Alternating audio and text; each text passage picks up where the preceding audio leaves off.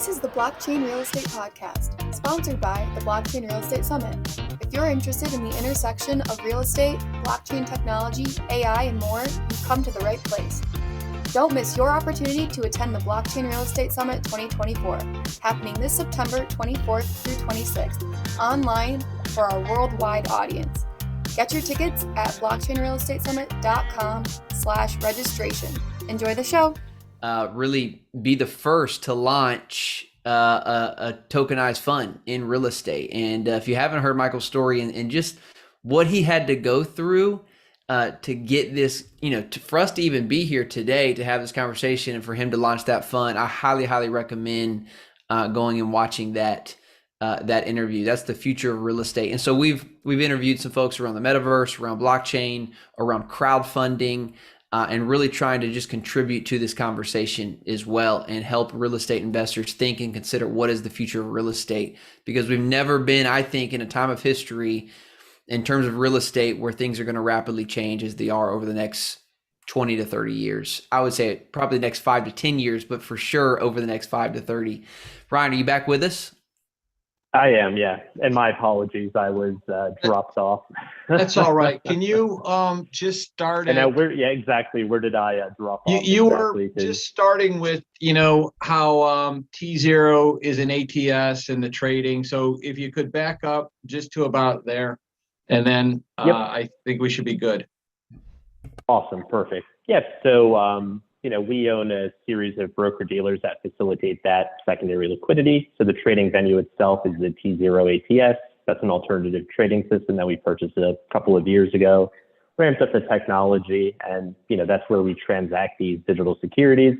We also own a retail broker dealer by the name of tZERO Markets. So you could think of that as a very Charles Schwab or TD Ameritrade-like experience, in that we can accommodate individual investors, both non-accredited and accredited, as well as entity accounts, to go through their KYC and AML, fund their respective accounts, and then begin trading the various securities that are present on the ATS. We can accommodate roughly 40 or so jurisdictions on tZERO Markets. And then we have third-party institutional connectivity with other third-party broker dealers, where they have the ability to subscribe to the ATS and then expose their investor base to the various securities that are present there. So that's really the ecosystem at a high level. And then we generally deal with two scenarios. One is what we refer to as a direct trading scenario. So a sponsor will come to us with their capital already raised. So they have an asset, a fund, a private company, could be a non-traded REIT. Essentially, there we're diligencing the offering, making sure that everything's conducive to secondary liquidity, noting any sort of covenants or clauses that may be restricted, and then going about the eventual signing of that asset, the tokenization, onboarding of their existing LPs onto tZERO Markets, and then permitting secondary trading. The other scenario that we deal with is what we see a lot of is sponsors who are actually out raising capital and looking to identify a secondary trading venue. So they see this as a catalyst to their capital raise, in that they're going to be able to provide some foresight into secondary liquidity with their LPs.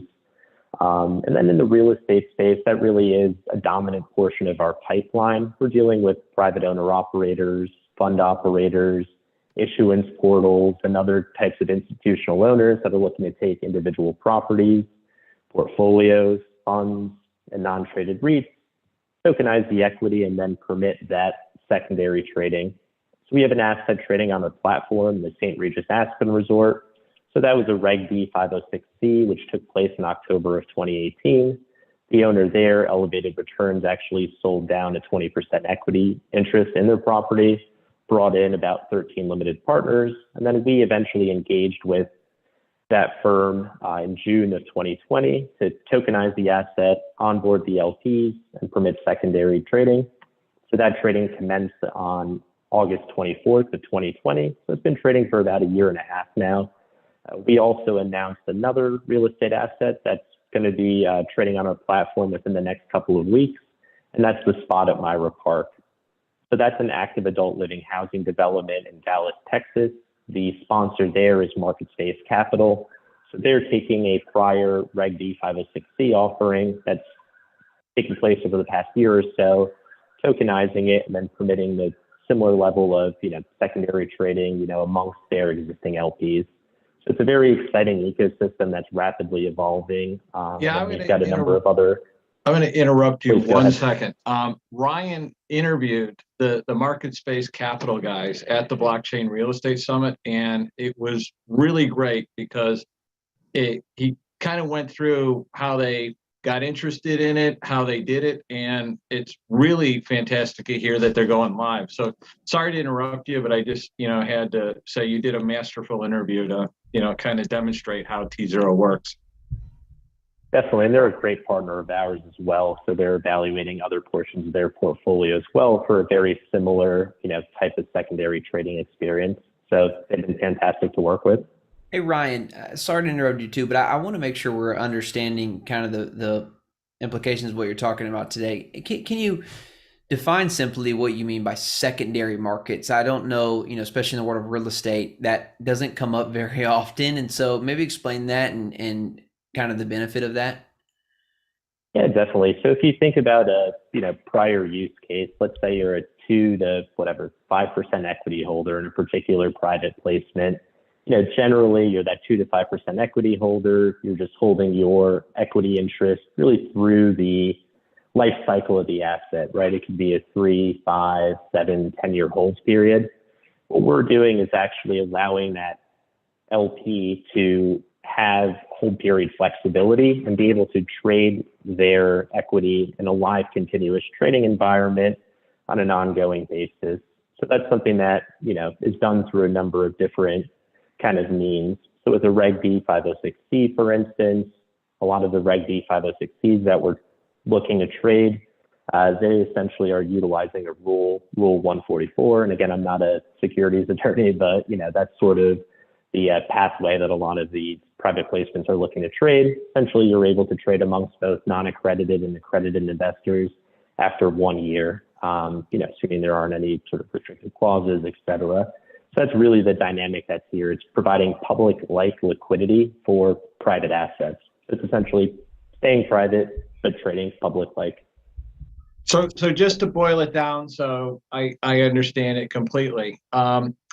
If somebody went into one of Ellis's 506C offerings and it then was listed onto tZERO, they would be, syndication LP, and their shares could potentially trade. They could trade all of their shares or some of their shares if it was listed on tZERO. And that's a very interesting dynamic. So with the St. Regis Aspen Resort, for instance, when they did their initial Reg D 506C, they brought in those 13 or so limited partners at a minimum equity check size of about $125,000.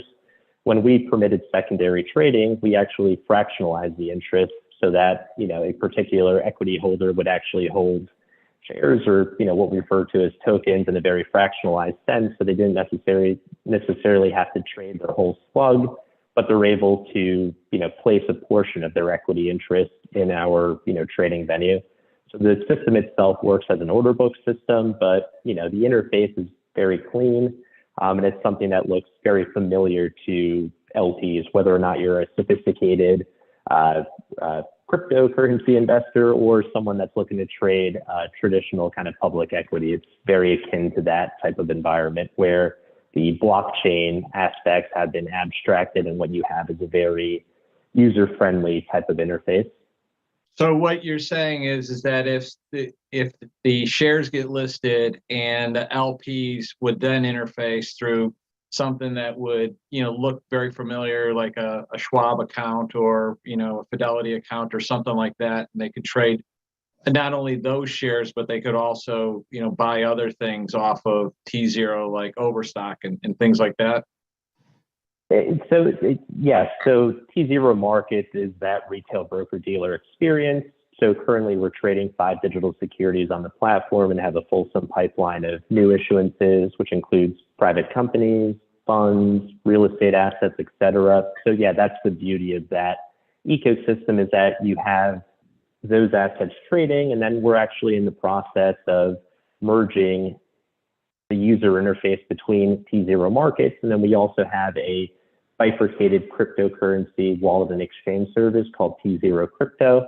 So we're essentially merging that interface now, obviously subject to regulatory approval, so that users can not only trade those digital securities, but also potentially trade cryptocurrencies as well in one unified interface. Very cool. Very cool. And one other question, and then I'll let you get back to your presentation. What is the difference between, you said an ATS is an automatic trading system. So what is the difference between an automatic trading system versus like a full-blown, New York Stock Exchange type of thing?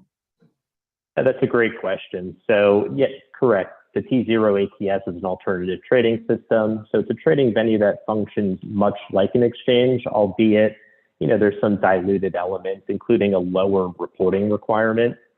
So at tZERO, on an ongoing basis, we require at least semi-annual and annual reporting. A lot of our real estate issuers are potentially pursuing more frequent reporting, whether it's on a monthly basis, such as with the St. Regis Aspen Resort, or other sponsors are looking to provide quarterly reporting. So that's one of the dynamics that exists. And then also with an ATS, there's certain products that have to be on an exchange prior to being listed on an ATS. So yeah, it's a trading venue and it's pretty much a diluted, version of an exchange. Cool. Very cool. All right. Well, now that we're done interrupting you, we'll let you start moving along again.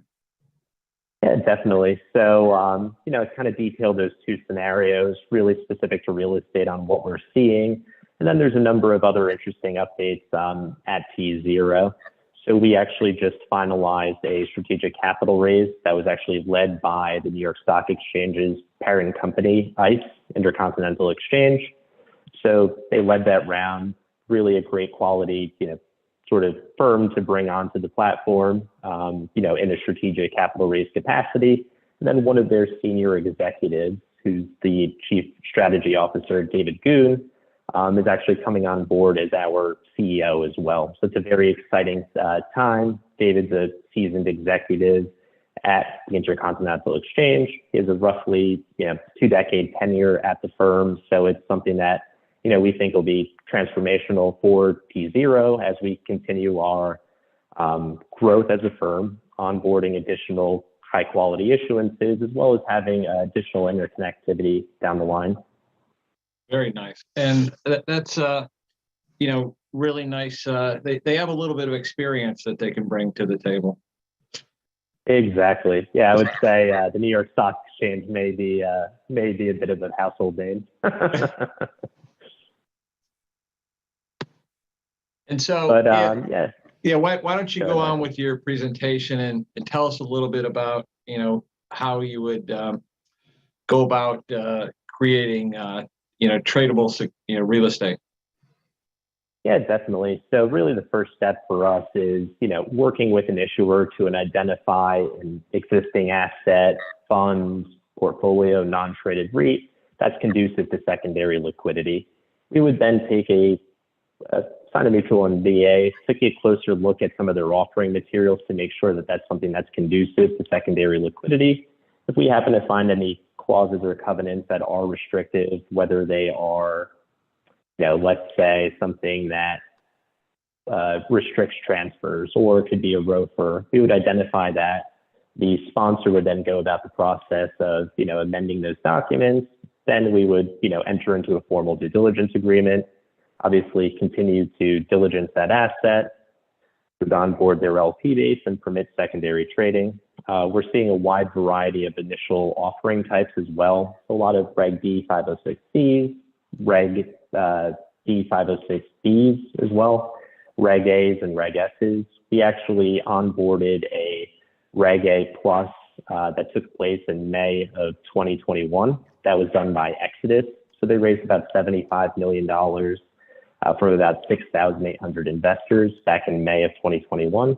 So we onboarded that asset and their respective subset of investors onto our platform. And that's been trading, since roughly October of 2021. So it's been a great way to create that secondary liquidity, for a Reg A. Likewise, we're working with another private company that raised capital utilizing a Regulation A capital raise, and that's XY Labs. So XY Labs raised about $22 million of capital from 24,000 investors back in 2018. So we're in the process now of onboarding that asset and their respective investor base to then permit secondary trading. So really, over the coming, weeks and months, you'll see the spot at Myra Park trading, and then shortly thereafter, XY Labs. And I don't want, because I know you're not a securities attorney, but is there a difference because like the 506B, you have to have an existing relationship versus the 506C, you can pretty widely market it. So is there a difference how those trade then later on? So on the primary raise, correct, there is a difference. On the secondary trading environment, which is solely what we do. So really and that's actually a good segue to kind of our relationship with primary raise providers. So again, you can think of us in a very similar capacity to a NASDAQ or New York Stock Exchange, in that we're facilitating the secondary liquidity. And then we rely on different counterparties to assist with an issuer's primary raise. So a lot of our issuers are either doing their primary raise organically through their own capital raising channels, or they might be engaging with an investment bank, issuance portal, private placement agent, or some other counterparty to assist them on their primary raise. And at that point, that's really, they're choosing some sort of capital raising strategy, whether it's a Reg D 506C, Reg D 506B. And in both of those scenarios, secondary trading, again, not being a securities attorney, could be enabled through Rule 144. And in both scenarios, with the Reg D 506C or 506B, secondary trading can commence amongst both non-accredited and accredited investors after 1 year. So those are two of the scenarios that we're seeing. With Reg A's, it's actually immediately tradable, albeit there's a higher level of discretion that's required for Reg A capital raise, and a limitation on the amount of capital that can be raised. And so most of the time, people have already done the raise, and when they get to you, are they issuing the tokens, or do they issue the tokens before they get to tZERO? So how does that work? So we deal with both scenarios. We offer tokenization as a service, or can work with a third-party tokenization provider. So we've tokenized a number of assets that currently trade on our platform. So either scenario works. Generally, we're working with traditional types of real estate counterparties that raise their capital really without tokenization and secondary trading in mind. I mean, it's a normal kind of run-of-the-mill Reg D type of offering. They're coming to us, for our white glove treatment and really service to kind of get them through this process. If you think about a lot of our counterparties, they're very institutional in nature. These could be, top 20 global PRE firms. We're dealing with a lot of larger privately held firms that, have a number of different channels. So they may have fund series, they may raise capital on an individual private placement basis. So a ton of different scenarios in the real estate world. But I would say the vast majority of these have raised capital in a very traditional manner, and they're coming to us to then, enable that secondary liquidity, as well as work with their, securities attorneys and other counterparties to create that secondary trading environment. Okay. And the active trading can take place with the SEC after a 1-year lockup period. Is that correct? So yeah, it depends on the type of offering. With the Reg D 506C or 506B, correct. There's a Rule 144 that would then allow for secondary trading, obviously subject to due diligence and then subject to kind of the existing offering materials. But, that's a pathway that we see a lot of issuers pursuing. Okay. And the other question I had is, there one particular smart contract blockchain that you work with, or does your technology work across a lot of the layer one platforms? And that's an excellent question. So we're blockchain agnostic, so protocol agnostic. So we've had issuers come to us with, all different protocols, and we've tokenized using Ethereum, Algorand, and tezos. So actually, this is actually an Algorand-based protocol. The St. Regis Aspen Resort is an Tezos-based protocol. So what we'll do is just loop in our tech team. Actually, another good segue is we're made up of about 90 individuals at tZERO. Roughly 45 of us, including our capital markets and legal teams, are based in New York City. Then we also have a very robust product development team based in Salt Lake City that make the remainder of that, employee count. So we're very, very used to not only tokenizing assets, but also diligencing other tokenization providers who are looking to integrate with our ecosystem. We really try to be as agnostic as possible to different counterparties, whether it's on the primary side, where an issuer may be using an investment bank, a private placement agent, an issuance portal. Likewise, on the transfer agent side, we have a number of transfer agents that are either integrated or in the process of being integrated into our ecosystem. So we're trying to create as open of a playing field as possible, where we at tZERO are really focused on the liquidity part, and we're looking to bring on as many high quality issuers as possible through a number of different channels. Okay. And you had also mentioned that you operate in a number, or you're licensed in a number of jurisdictions. Is that U.S. jurisdictions or throughout the world? So yeah, on an unsolicited basis, we can accommodate foreign investors through a variety of different foreign jurisdictions. So Okay. it's a constantly updating list, but I would say a lot of the issuers that we're dealing with, are international as well, where, they may have an asset, let's say, some sort of property or funds that's international, and they're looking to trade on our platform. And then with a lot of these international issuers, they obviously have investors who are based internationally. So just because you're a sponsor that's based outside of the U.S. doesn't necessarily bar you from secondary trading on the tZERO ATS.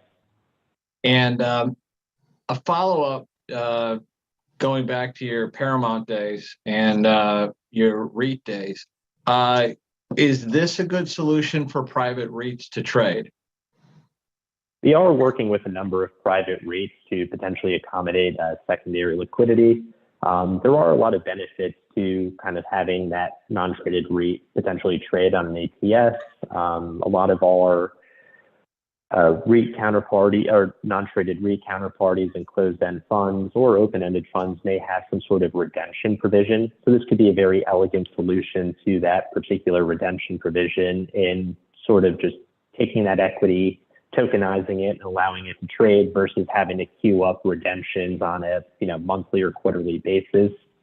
We're actually a member of the Institute for Portfolio Alternatives, IPA.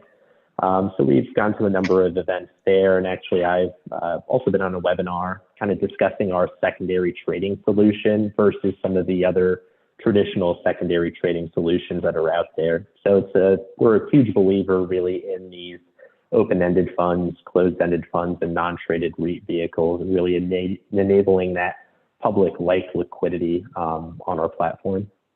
Okay, fantastic. All right. Ryan, I got a question from an issuer standpoint, or you deal with a lot of the issuers. I mean, give me your thoughts or perspective on what makes this. I mean, what are some of the key reasons an issuer is coming to you guys? Clearly the value is there from a liquidity standpoint for someone who maybe owns shares in the real estate, but can you give us a couple of reasons why, or what you see a trend of why an issuer is coming to you guys, and kind of what you see the impact of that being on the real estate specific industry? Yeah, definitely. On the direct trading side, we have a number of issuers who are coming to us with individual assets or funds where they may have an LP base that's divergent on a strategy. So they might be on the third, fourth, fifth year of a particular vehicle. You might have a portion of the cap table that wants to sell that asset or recapitalize that fund. You may have another portion of the cap table that says, no, we believe in this sponsor. We want them to continue their value creation and really kind of take that asset or portfolio up another level. And then you may have a portion of the cap stack that's indifferent to either strategy. The beauty of tokenizing and allowing for secondary trading is that you can essentially appeal to all three of those audiences by putting an asset and allowing it to trade on the tZERO ATS doesn't force anyone to be a seller necessarily. They could essentially hold their shares and, continue the, value creation. Or, if you're one of those LPs that wants to trade out of their interest, you have the ability to, trade in that, order book system essentially on the tZERO ATS. So in the end, what we're really creating is optionality. So it's really helpful, from a GP standpoint to, be able to create this capital with maybe a longer life cycle. And then a lot of groups that are coming to us, GPs specifically, are looking to create perpetual capital. So they might be starting an open-ended fund or looking to just own an asset nearly in perpetuity, where, they essentially have the ability for these LPs to trade in and out of the deal and not necessarily have to sell the deal or recapitalize it at one point. Instead, you could kind of allow that, asset to float. By asset, I mean it can be property, funds, non-traded REIT. And essentially, the equity holders can decide, when they want to stay in the deal or when they want to exit, that particular ticker symbol. So that's really the value there. And then with groups that are out raising capital, they see this as a real catalyst to their capital raise, where they can go out to that LP base and provide some foresight into a secondary trading environment. So those LPs, now have the comfort in knowing that there is sort of the ability to trade because things pop up, right? I mean, there's, different life events, whether it's purchasing a house, sending a kid to college, God forbid, death. I mean, there's different investment strategies that pop up. And then to have that secondary liquidity is really a powerful tool, which normally doesn't exist with a lot of different fund vehicles or private placements. So that's real value with, the GPs. Obviously, with the LPs, it's, great, right, to have liquidity. With the GPs, this could be really transformational in your capital raising strategies, as well as how you, deal with some of your existing assets as well.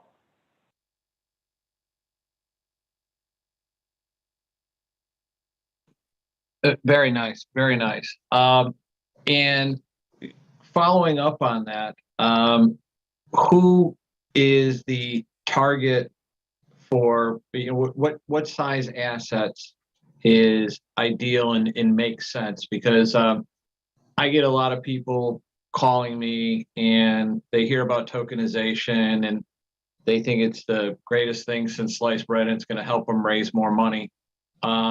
And then it turns out they want to tokenize a 4 flat. And, so can you tell me from a tZERO point of view, what is going to be a good asset size that you would get some sort of trading and some sort of liquidity?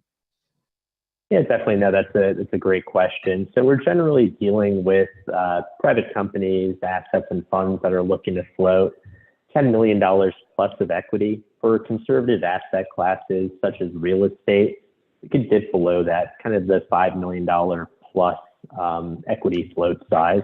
And the beauty is, that doesn't necessarily have to be 100% of your equity as well. Sort of really depends on a case-by-case basis. For the St. Regis Aspen Resort, they took an approximate, 19 or 20% equity stake, did that Reg D 506C, and then allowed it to float. We're dealing with a lot of other sponsors who, maybe taking an LP interest and then syndicating that LP interest and then looking to enable secondary liquidity, for that very syndicated portion of their cap stack. And one follow-up question, because I come from an institutional real estate background and we had to do reporting, every month. And it was, at the time, earlier on in the 90s, it was, large binders of, things sent to people and they never read them. What type of reporting requirements and what type of audit requirements, and is there different reporting requirements if they get listed because of the SEC, or do you have, reporting requirements that you require of your issuers? Yeah, so at a minimum, it's the semi-annual and annual requirements. So, there are actually a number of these disclosures present on some of the tZERO links that you can see examples of what the St. Regis Aspen Resort's providing, what, Exodus is providing as well. So that's really the minimum, right? Semi-annual and annual, and then there's a number of items within that reporting. By no means is it as onerous as the reporting that's required on an exchange. It's not the 10Qs and 10Ks. It's essentially a much lower threshold that basically is what's referred to as 15 2C11 requirements on an ATS. And then a lot of our issuers are actually going above and beyond that minimum level to doing monthly or quarterly reporting. So part of it, based on what their LP, investor base is, used to receiving, could be dictated by an LP agreement, prior relationship, et cetera. But, generally sort of at a minimum, semi-annual and annual, and then most of our sponsors are going above and beyond that. And the reporting, like, for example, if somebody was, an issuer was doing monthly reporting, is that distributed through your dashboard? Yeah, actually, that's a good question as well. So on the tZERO Markets dashboard, if you're a buyer or seller or holder of a particular security, you could click on that particular security, and then underneath or at the bottom of that particular page, you'd have the prior disclosures. So that initial disclosure and then any other types of disclosures or other types of documents that a particular issue might find meaningful to their audience. So that's all held within that asset page. So it's a very kind of intuitive, clean type of environment. And that's actually another benefit that a lot of the sponsors coming to us see in our platform is the ability to streamline distributions as well as provide reporting on an ongoing basis in a very sort of clean, simple type of interface. And then one additional thing which most people in real estate don't think about is you guys are also a registered transfer agent, correct? We are not a transfer agent, but we have a number of third-party transfer agents that are integrated, such as Computershare, who's the world's largest transfer agent. And then we're also working with other third-party transfer agents to actually integrate within our ecosystem. So similar to our blockchain protocol philosophy, in that we're agnostic to the blockchain protocol, we're also agnostic to the transfer agent. And we actually look to integrate as many transfer agents as possible within our ecosystem. Okay, but the real big thing that not a lot of sponsors who are used to doing syndication and private equity or LPs are used to is legally for security tokens to trade, they need a transfer agent, correct? So in our ecosystem, correct, you would need a transfer agent. And that's really an easy process as well, where we will provide an introduction to a number of different CAs that are either integrated or in the process of integrating within our ecosystem. So, we're really here at tZERO to kind of, assist different issuers through this process. I mean, this is a very nascent but rapidly growing ecosystem where, we're the market leader in the space, and then we know it's new, we know it's kind of scary. And then really, if you look at the rest of our team, whether it's on the business development or, legal side, we all come from traditional backgrounds, myself being on buy side real estate, a number of other counterparties on the business development team that are former investment bankers. And then our legal staff is mostly comprised of ex-securities attorneys. So we're really bridging the gap between what we, call capital markets 1.0 and then what we're doing, which we kind of see as capital markets 2.0. Cool. And with that, it is, kind of working with different transfer agents and other, aspects of this ecosystem that a real estate owner operator or institutional real estate group may not be as familiar with. And the other thing you brought up a great point. How long's tZERO been around? Because it might not sound like a long time, but it's, dog years in terms of let's say blockchain and trading space. Yeah, exactly. No, it's a really interesting history. So we originally incubated in Overstock.com's venture capital arm, Medici Ventures. So we were one of a couple of different blockchain-based companies. So we sort of grew out of that. Eventually, Overstock.com brought in a venture capital firm, Pelion Ventures, to assist with that Medici Ventures portfolio. And then, as I noted earlier on, we actually did a strategic capital raise where we just brought on some outside capital and expertise that was led by the New York Stock Exchange's parent company, ICE. So we think that's a very exciting update at the firm, and we're definitely looking forward to the additional interconnectivity and guidance that's going to be brought by not only David Goon, but sort of the rest of the strategic capital raise partners. Yeah, that's great. That's great. Did you have anything else to ask, Ellis, or do you want to open it up to the crowd? Yeah, there's a couple of questions I was just going to facilitate from the chat here. The first question I saw was, what does tZERO's T drop or tZERO token on the exchange represent or entitle someone to? Yeah, so tZERO, the information should be there present within the sort of initial disclosure document, as well as some other documents within that landing page. But it's a preferred equity, type of security that was issued a couple of years ago. And there's additional information. People can invest in tZERO through that. So it's a preferred equity security. So it's a kind of a bit different type of investment, but really kind of the details of that offering are present within some of those issuer disclosure docs. Cool. Marty asks, is there a preference for single properties or portfolio, I guess from a issuer standpoint? Yeah, I mean, like from a tZERO standpoint, we're seeing both scenarios where these might be individual properties similar to the St. Regis Aspen Resort or the spot at Myra Park. And then on the portfolio side, yeah, we're seeing a ton of portfolios either as well, right? They might be structured as these individual private placements, or they could be in some sort of, fund or non-traded REIT structure. So really, we're more than willing to take a closer look and speak to any sponsors who are interested in kind of learning about what we're doing and sort of how it could apply to their individual portfolios, whether it's individual assets or groups of assets. Casey asks, could you explain the liquidity process? Who determines the price? That's a good question. So with pricing, it's really similar to the public markets. It's kind of dictated by bidders and sellers of that particular security.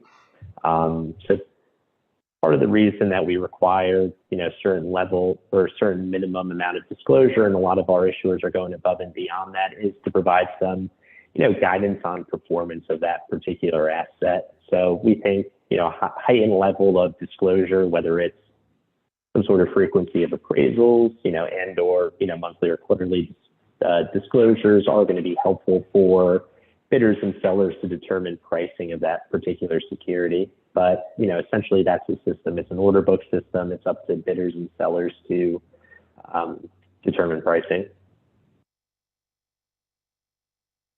Yeah, I mean, I think that would be I think that's the future in some ways, right? Of kind of how, I know some firms are doing this, but daily or at least quarterly kind of present NAV, right? Where you have kind of access to what this asset is worth. I don't know how you guys will begin to integrate that, but I see that could be really important in kind of determine price. Yeah, exactly. We're seeing a lot of traditional kind of like institutional groups that offer some sort of, frequent or semi-frequent NAV exercises. So I think that's something that as we evolve, we'll, be able to accommodate it in a, maybe more efficient manner than just providing those individual documents. Right. Ryan, is there from what I'm understanding, and I like that I'm new because I feel like I get to ask questions that are like Michael's been in this space, it's like he asks questions that like make sense where I'm like, I don't really know a whole lot yet, but I'm learning.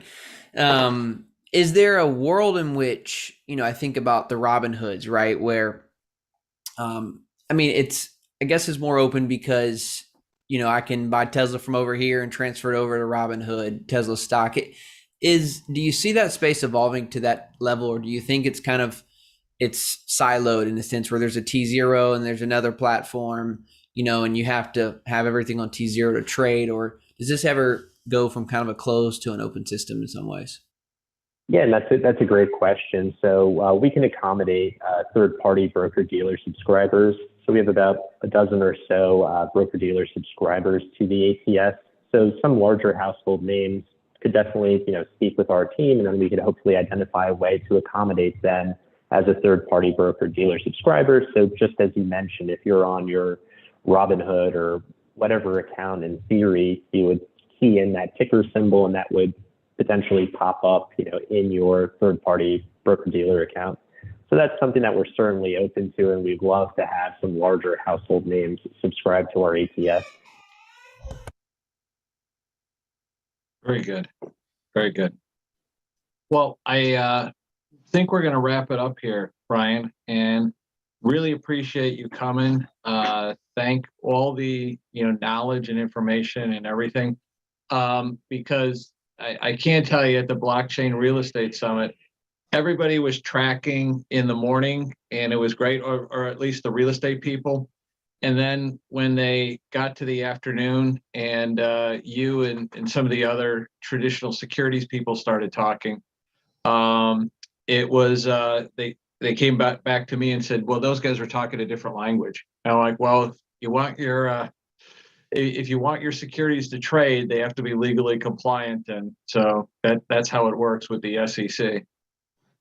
Exactly, Michael. So yeah, what we're doing is taking kind of traditional types of real estate assets, private companies, really anything that's private and seeking secondary liquidity. So we're here to kind of bridge that gap, right? And then, luckily at tZERO, we have a fantastic team of professionals on the product side that could get very, very granular on some of the tokenization aspects. And then likewise, on the business development side, number of really counterparties there that have traditional types of backgrounds. And then we have a very fulsome legal staff that's very well acquainted with securities law. So we sort of, bring that combination of talents when we're working with a prospective issuer, whether it's a private owner operator or a, top 20 global PE firm. So it's a similar, level of white glove treatment for all. So we certainly are here to kind of bridge that gap and answer any questions that a potential issuer may have. And PRE firm is a private equity real estate firm? Exactly. Yeah. Okay. Kind of. Yeah. When you think about private equity real estate, sort of, most of our backgrounds, right? Right. Traditional and types of players.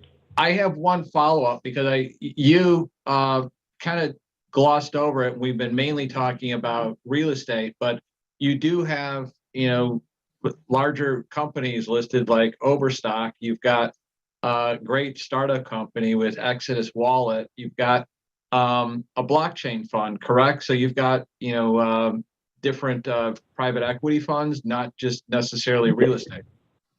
Exactly. We're not solely real estate focused, although it's a dominant portion of our pipeline. We deal with a lot of different private companies. And even about 3 weeks ago, we listed another private company by the name of Curzio Research. So they were actually listed on a foreign exchange. They delisted there and then relisted on our ATS.